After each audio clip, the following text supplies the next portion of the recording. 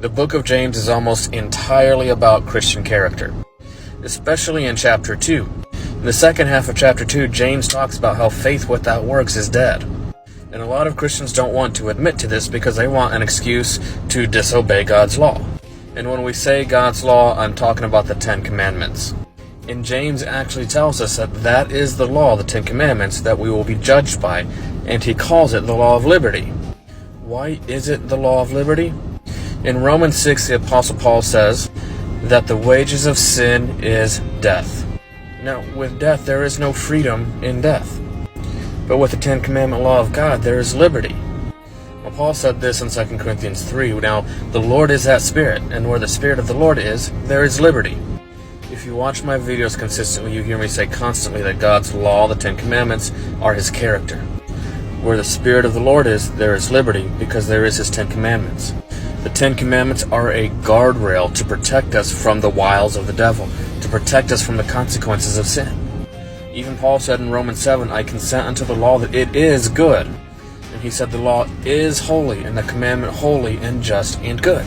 What's the major argument of Christianity? One of the major arguments is that the law is a burden, that the law is a curse. But speaking of the Ten Commandments, Paul says no, it's holy, it's good, it's just. Now because God's law is freedom, the Bible says, blessed are they that do His commandments, that they may have right to the tree of life. You see, in Genesis chapter 2, the Bible says this. God commanded Adam, you can eat of any tree in the garden except for one. So you see, there was one tiny restriction and mass amounts of freedom.